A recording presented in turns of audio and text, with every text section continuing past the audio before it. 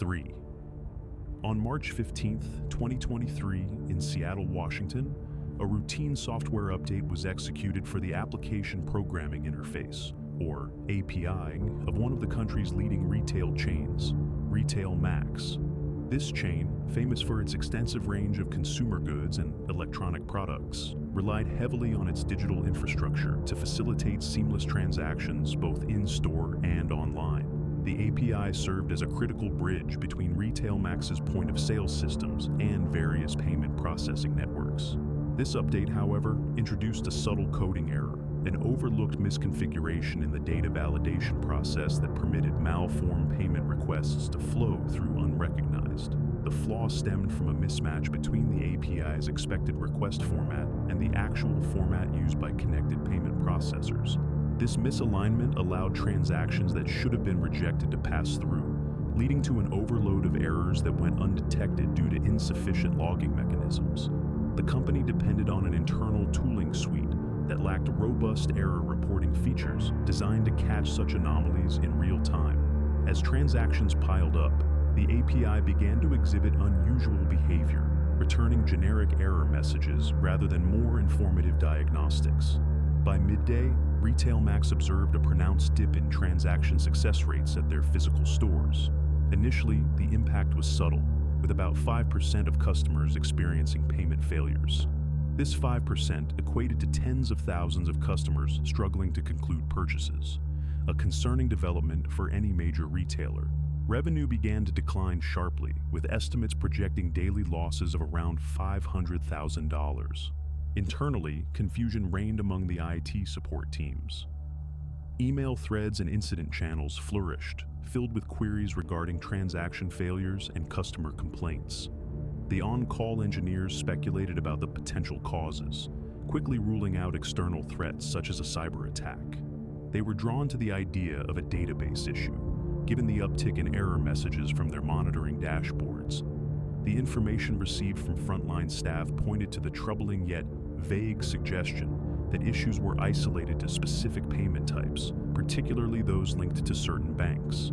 Externally, users began flooding social media platforms and customer service lines with reports of declined transactions. Retail Max's incident monitoring alerts began to escalate as the number of transactions failing increased, leading to a front-page mention in a local business news outlet.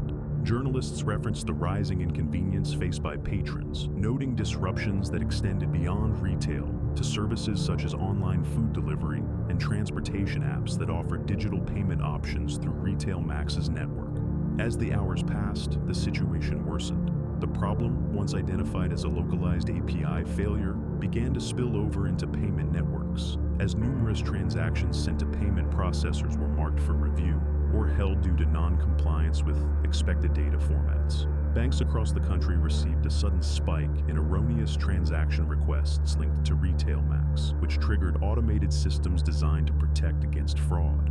As a preventative measure, several banks initiated temporary holds on any transactions flagged as potential risk, leading to broader service interruptions affecting thousands of businesses reliant on these institutions for processing payments. Faced with this escalating crisis, Retail Max's internal IT team, still grappling with the fundamental technical fault, initiated partial fixes that involved rolling back recent changes. This effort, however, proved fruitless. The flawed API was still generating errant requests, and earlier attempts to refine the system's data validation were met with further complications due to legacy dependencies on outdated payment interaction protocols.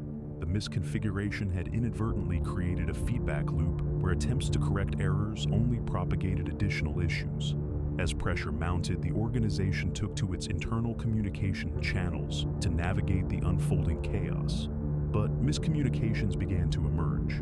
Different teams, separate yet interconnected in their roles, operated under varying assumptions regarding the nature of the failure. While some believed a simple configuration oversight could be rectified swiftly, others started to suspect more significant systemic vulnerabilities in the interconnected nature of Retail Max's API and the payment processors it interfaced with. While the retail staff struggled with irate customers seeking refunds or alternative payment options, the tech support team's focus shifted to broader external implications. An investigation was initiated into the relationships between RetailMax's API, payment networks, and the financial institutions that process transactions. This included inquiries into how silent errors within the system impacted not just retail transactions, but also payments made to service providers, whose electronic payment infrastructures were now caught in a web of failure. At approximately 3 p.m., word spread internally that some payment processing networks had enacted emergency measures to contain the flow of problematic transactions from RetailMax's API.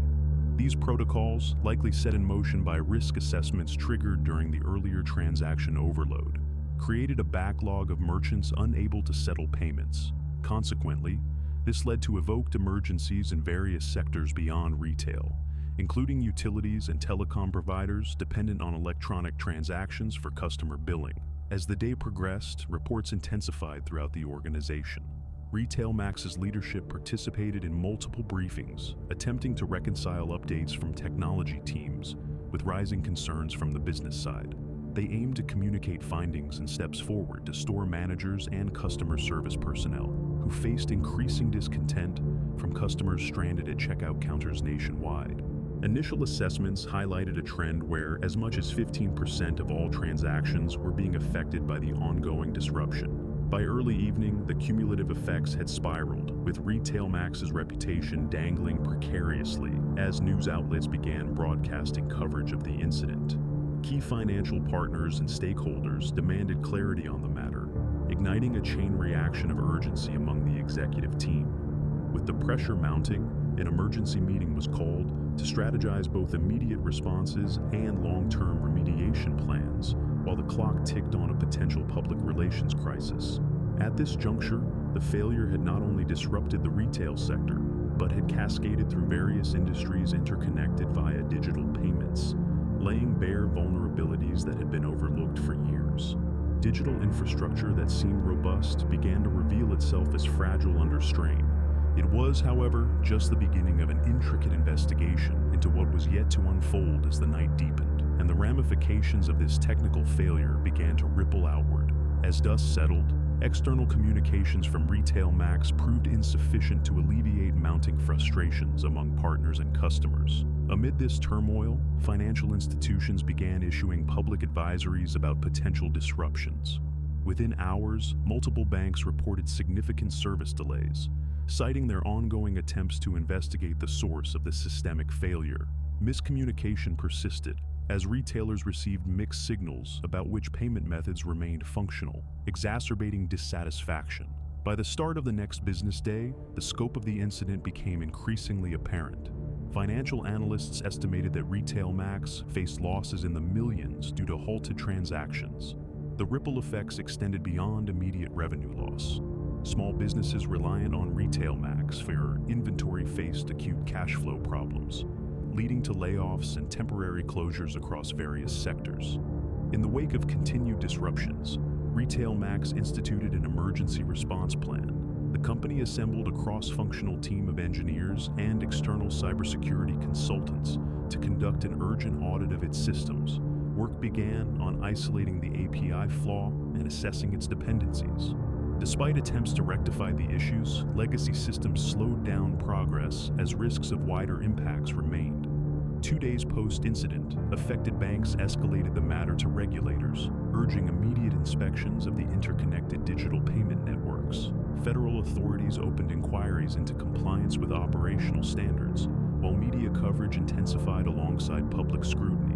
Fresh reports emerged dissecting the sequence of decisions and errors at RetailMax that led to the initialization of the flaw, with journalists accessing internal communications that revealed unheeded warnings from developers regarding potential vulnerabilities. By the end of the week, the investigation uncovered a broader context. Third-party service providers involved in the payment processing chain faced scrutiny for their roles in the incident.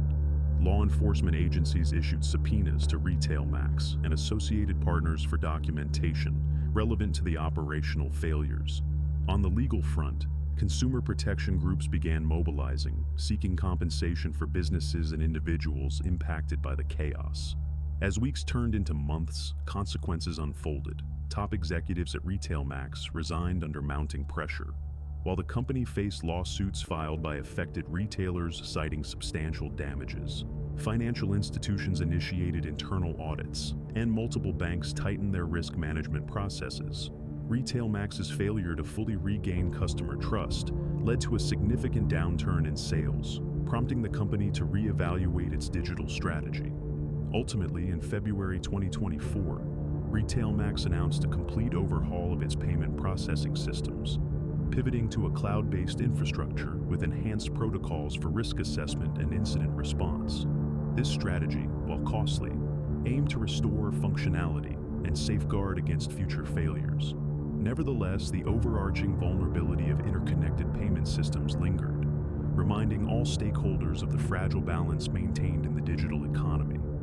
As of March 2024, RetailMax continues to recover, albeit with a diminished market presence and heightened regulatory scrutiny, marking a significant shift in how retail and finance sectors approach digital transactions.